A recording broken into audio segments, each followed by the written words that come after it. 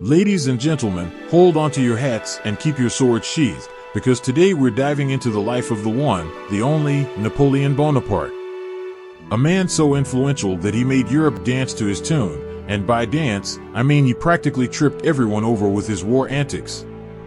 Let's embark on a journey through his meteoric rise to power and his lasting impact on Europe. Spoiler alert, there's more drama than a season finale of your favorite soap opera. Our story begins in 1769 on the picturesque island of Corsica. Picture it, young Napoleon, born into a moderately well-off family. The Bonapartes were like the Kardashians of their time, but instead of reality TV, they had revolution and artillery. Little Napo, as we can imagine his mom calling him, was quite the ambitious toddler, perhaps already dreaming of conquests and empires while sucking on his pacifier. Fast forward a bit, and Napoleon is sent to mainland France for military school. Picture this, a teenager with a Corsican accent in the middle of French aristocrats. It's like sending a Texan cowboy to a fancy British tea party. But Napoleon had something special, a brain sharper than a guillotine and ambition taller than the Eiffel Tower would ever be. The French Revolution kicks off, and young Napoleon sees his chance. While everyone else is busy beheading and overthrowing, he's out there strategizing. His first big break?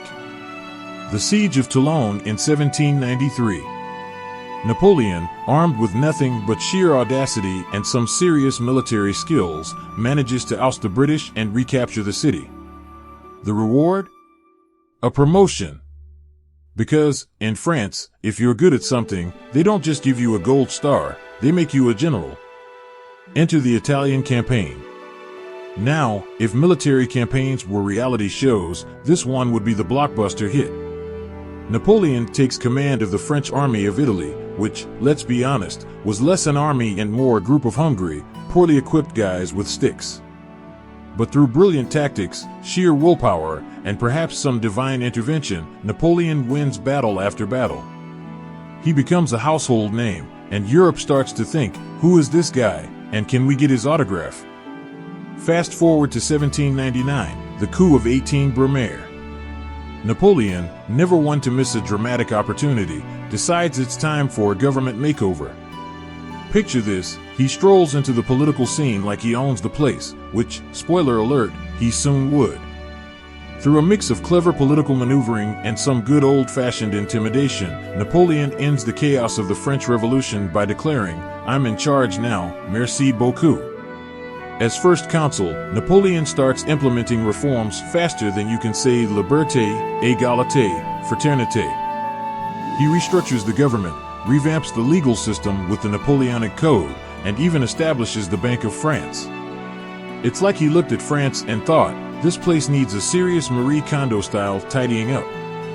And it worked. For a while, at least. Then comes 1804. Napoleon, not content with just being a consul, decides to crown himself emperor. Yes, you heard that right. He literally takes the crown from the Pope's hands and places it on his own head. Talk about a power move. It's like saying, thanks, I'll take it from here. Europe is now dealing with an emperor who has the self-confidence of 10 rock stars combined. With great power comes great responsibility, or in Napoleon's case, great wars.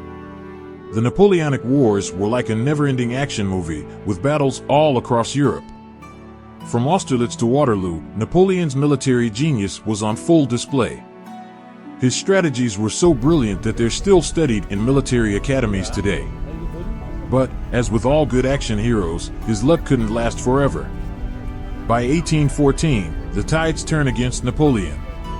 After a disastrous invasion of Russia and the combined might of the Sixth Coalition, he's forced to abdicate and is sent to the island of Elba. But Napoleon isn't done yet.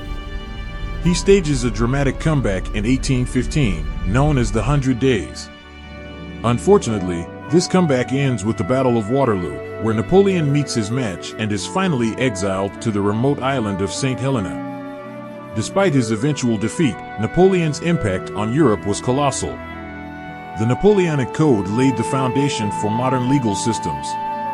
His military tactics are still taught today. And let's not forget his influence on culture, politics, and even fashion, who else could make bicorn hats a thing? Napoleon Bonaparte. He rose from a small island to rule an empire, reshaped Europe, and left a legacy that endures to this day. Whether you see him as a hero or a tyrant, there's no denying his place in history. And remember, folks, if you ever feel like you're aiming too high, just think of Napoleon and his audacious journey. After all, who wouldn't want to conquer the world in style? Thanks for joining us on this whirlwind tour through Napoleon's life. Don't forget to like, subscribe, and hit that bell icon for more historical adventures. Vive la history!